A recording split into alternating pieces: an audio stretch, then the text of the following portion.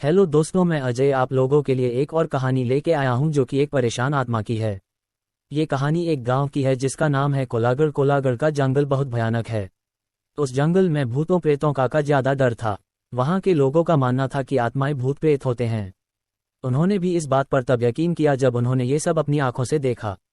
उस गांव में एक औरत थी, उसका दिमाग कुछ ठीक नहीं था। उसका पति भी एक एक्सीडेंट में मर गया था। तब से वह कुछ अजीब सी हो गई थी। कुछ लोग उसे पागल कहते थे।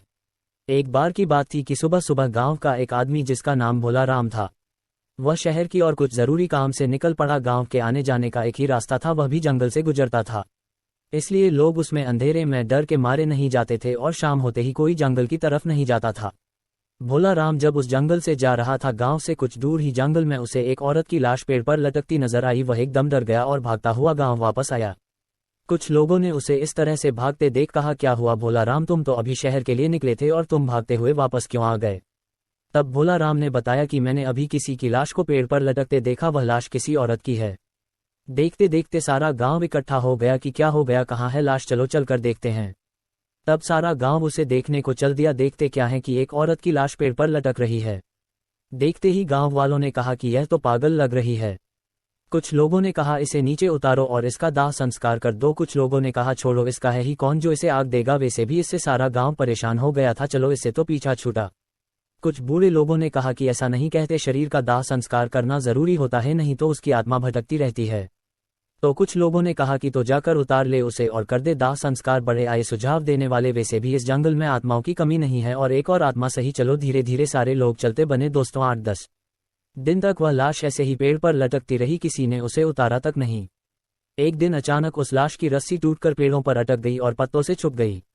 समय बीतता गया। एक दिन गांव का हरिया नाम का व्यक्ति उस रास्ते से जा रहा था कि उसे वही पागल सामने दिखाई दी। वह एकदम डर गया, उसका सारा शरीर कांपने लगा और उसके पलक झपकते ही वह गायब हो गई। हरिया ने सोचा कि मैं तो मन में ऐसे ही सोच रहा था, और वह आगे चल दिया। तभी एकदम उसकी और एक सांड दौड़ते हुए आया और उसे जोर से टक्कर मार के चला गया। हरिया उल्टा गिरा, उसके बहुत जोर से चोट आई। उसने जैसे ही पीछे मुड़ के देखा तो कोई नहीं। उसने जैसे ही फिर आगे को देखा तो उसके आगे एक औरत खड़ी हो गई। वह एकदम डर गया और कांपने लगा। उसकी शक्ल तो ऐसी थी कि तरफ गाल की हड्डियां और एक तरफ जला हुआ सा चेहरा, आंखें अंदर धंसी हुई, नाखून बड़े बड़े। वह उसे देखकर ऐसा डरा कि वह बेहोश होकर गिर पड़ा। उसकी आंखें खुली तो वह एकदम डर गया। उसने अपने आप को घने जंगलों के बीचों बीच पाया। उसके पेट में तो पानी हो गया। चारों तरफ से आवाजें आ रही थी, कहीं पत्तों में खरखर की आवाजें तो कहीं शेर के धरने की आवाजें। वह इतना डर हुआ था कि उसे तो भागना ही नहीं आ रहा था। वह वहां से धीरे धीरे डरता हुआ जंगल में से भटकता हुआ बाहर आया। उसे जंगल से निकलते निकलते अंधेरा हो गया था। वो अब और डर रहा था कि पहले तो एक भूत था, पर अब ना जाने कितनों से पला पड़ेगा। पता नहीं आज मैं यहाँ से जिंदा निकलूंगा कि नहीं। उसके मन में अजीब अजीब से ख्याल आ रहे थे। वह भागता ही चला जा रहा था। भागते भागते वो जाने कैसे उस जंगल से बाहर निकल के आया। उसे इस हालत में देख कुछ लोगों ने उससे पूछा कि इतनी रात को कहाँ से आ रहे हो, तुम्हें डर नहीं लगता क्या? उसने कुछ भी जवाब नहीं दिया। उसे विश्वास नहीं हो रहा था कि मैं गांव में जिंदा आ गया हूं। उसकी हालत देखकर कह रहे थे कि इस हरिया को क्या हो गया है। वह घर पहुंचा और जाकर की ओढ़ कर सो गया। उसकी औरत ने उसे खाना खाने के लिए कहा, पर उसने कुछ जवाब नहीं दिया। उसने रात को एक सपना देखा और उस सपने में उसी परेशान आत्मा को देखा। वह उससे रो रो कर कह रही थी, मुझे बचा लो, मुझे इस नरक से बचा लो, ये लोग मुझे मार डालेंगे। ऐसा सपना देखकर वह उठ खड़ा हुआ। उसके पसीना निकल आया था और वह ये सोच रहा था कि यह सब मेरे साथ क्यों हो रहा है। सुबह हो गई लेकिन हरिया नहीं जगा। तब उसकी पत्नी ने उसे जगाने के हाथ लगाया तो उसे उसके चेहरे में उसी का चेहरा दिखा। वह चिल्ला पड़ा। तब उसकी ने कहा, क्या हुआ, तुम शाम से कुछ अजीब से डरे हुए लग रहे हो, न शाम को खाना खाया तुम्हें, आखिर हुआ क्या है, मुझे बताओ। तब उसने सारी बात बताई। तब वह जाकर समझी कि आप तभी परेशान हो। धीरे धीरे यह बात सारी गांव में फैल गई कि वह पागल औरत भूत बन गई है। तभी कुछ लोगों ने बताया कि रात को यही आवाज कुछ लोगों ने सुनी जो जंगल से आ रही थी कि मुझे बचाओ, मुझे इस नरक से निकालो। अब तो सारे लोग परेशान थे कि शहर का जाने का रास्ता भी बंद हो गया, अब हम लोग क्या करें। तब कुछ लोगों ने कहा कि हम लोगों को किसी महान आदमी की सलाह लेनी होगी कि यह सब मांजरा क्या है। तब किसी एक आदमी ने कहा कि पास के गांव में नत्थीलाल भगत जी रहते हैं, वह आत्माओं के बारे में बहुत कुछ जानते हैं। जब सुखिया के लड़के को एक आत्मा ने पकड़ लिया था तब उन्हीं ने उस आत्मा से उसे छुड़ाया था। तब कुछ लोगों ने कहा यही ठीक रहेगा।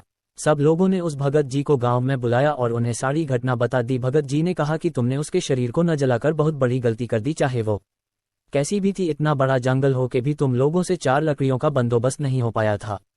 इंसान कैसा भी हो, जब वह मर जाता है तो उसका दुश्मन भी उसकी अर्थी को कंधा देने को आ ही जाता है। पर तुमने तो सारी सीमाएं तोड़ दी, चलो अब जो भी हो गया है उससे निपटने के लिए अब तैयारी करो।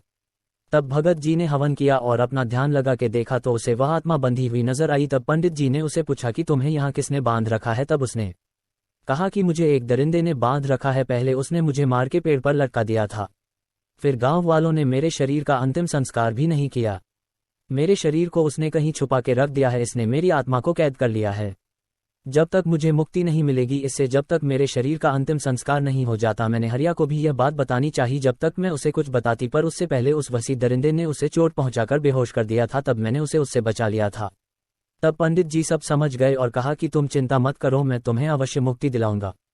तब भगत जी ने आंखें खोली, तब उन्होंने कहा चलो मुझे उस पेड़ के पास ले चलो जहां वह मरी थी। पंडित जी ने कहा कि जिस तरीके से अंतिम संस्कार करते हैं वह सारा सामान ले चलो। तब गांव वाले सारा सामान लेकर चल दिए, पंडित जी आगे आगे और गांव वाले पीछे पीछे। उन्होंने देखा कि वह पेड़ तो बहुत बड़ा हो गया है, वह बहुत घना हो गया है और लाश का कुछ भी अता पता नहीं है, नहीं उसकी हड्डियों का। तब पंडित जी ने कहा कि सारे लोग ऊपर चढ़ के ढूंढो, हमें ये काम शाम होने से पहले करना है। तब सारे लोग उस पेड़ पर चढ़कर उस लाश को ढूंढने लगे, बहुत देर तक वह लाश नहीं मिली। सारे लोग सोचने लगे लाश गई तो गई, कहाँ ना हड्डियों का पता, कहा गई, एक भी हड्डी नहीं मिली। तब पंडित जी ने नींबू दे दिया सबको और कहा जहां यह नींबू लाल हो जाए समझना वहीं पर लाश है। 2-3 मिनट बाद एक आदमी ने कहा ये रही लाश, ये तो हड्डियों का ढांचा है।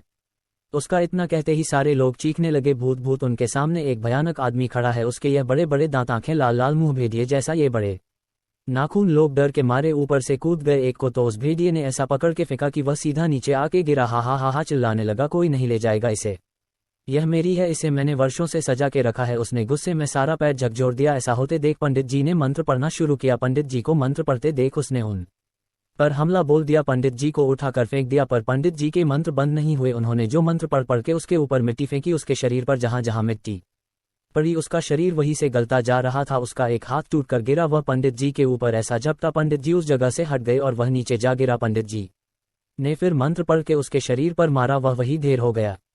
उसकी आत्मा निकल के एक गांव वाले के अंदर घुस गई, उसने गांव वालों को ही मारना शुरू कर दिया। उसने तो एक का सिर फाड़ दिया और एक का हाथ चबा गया, इतना खतरनाक होता जा रहा था। उधर शाम होती जा रही थी, तब पंडित जी ने उसकी और रस्सी फेंकी और दूसरी और एक आदमी ने पकड़ के उसे एक पेड़ से बांध दिया और उसको 2-4 मंत्र पढ़ के मारे और लोगों से कहा शाम होने वाली है, इससे पहले यहाँ और आत्माएं आए, पहले उस शव को नीचे उतारो और उसका अंतिम संस्कार कर दो। तब कुछ लोगों ने उसे उठाकर लकड़ियों पर लिटा कर आग लगा दी। वह पेड़ से बंधा हुआ चिल्लाए जा रहा था, मत जलाओ उसे, मत जलाओ उसे। देखते देखते वह हड्डियां राख में परिवर्तित हो गई। उसमें से एक ज्वाला उठती हुई बाहर आई और पंडित जी को नमस्कार किया और कहा कि अगर इसको मारना है तो उसके पहले वाले शरीर को जला दो, तब वह खुद उसके शरीर से निकल जाएगा। ऐसा कहते हुए वह आग का गोला बनकर आकाश की ओर चली गई। तब पंडित जी ने देर न करते हुए उसके शरीर को भी जला दिया। तब वह फिर चिल्लाया, मुझे मत जलाओ, मुझे मत जलाओ। तब तक आग उसके शरीर को जला चुकी थी और उसकी आत्मा उस गांव वाले के शरीर से निकलकर आकाश में चली गई। तब उस आदमी को रस्सी से छोड़ दिया,